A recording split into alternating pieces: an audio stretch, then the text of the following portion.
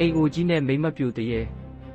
တခါတုန်းကမြို့နယ်ဝေးတဲ့တောအုပ်ကြီးတစ်ခုရဲ့အလယ်မှာနှစ်ပေါင်းများစွာဆွန့်ပစ်ထားတဲ့အိမ်အိုကြီးတစ်လုံးရှိခဲ့ပါတယ်ညတိုင်းအဲ့ဒီအိမ်အိုကြီးစီကထူးဆန်းတဲ့အတန်တွေကြားရတတ်ပြီးရွာသားတွေကတော့အဲ့ဒီအိမ်မှာတရေချောက်တယ်လို့ယုံကြည်ကြပါတယ်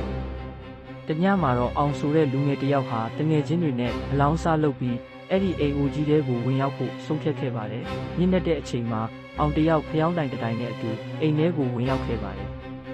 အိမ်ထဲမှာတော့ဖုံတွေနဲ့ပင့်ကူအိမ်တွေကအမောင်ထုထဲမှာတိတ်ဆိတ်စွာတည်ရှိနေပါတယ်အောင်တယောက်ခြေလမ်းတိုင်းကိုတတိထားပြီးရှောက်လန်းနေရင်ရုတ်တရက်ခြေတံတစ်ခုကိုကြားလိုက်ရပါတယ်အဲ့ဒီအတန်ကအပေါ်ထက်ကလာတာပါ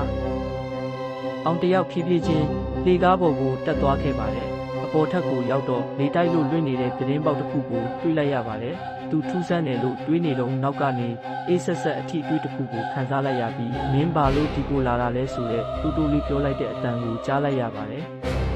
အောင်တယောက်လမ်းဖြန့်ပြီးနောက်လှည့်ကြည့်လိုက်တော့သူ့နောက်မှာမှိန်ဖြော့ဖြော့မိန်းကလေးတယောက်ကိုတွေ့လိုက်ရပါတယ်အောင်တယောက်အော်ဟစ်ပြီးအိမ်ထဲကနေအတက်နိုင်ဆုံးပြေးထွက်သွားခဲ့ပါရတယ်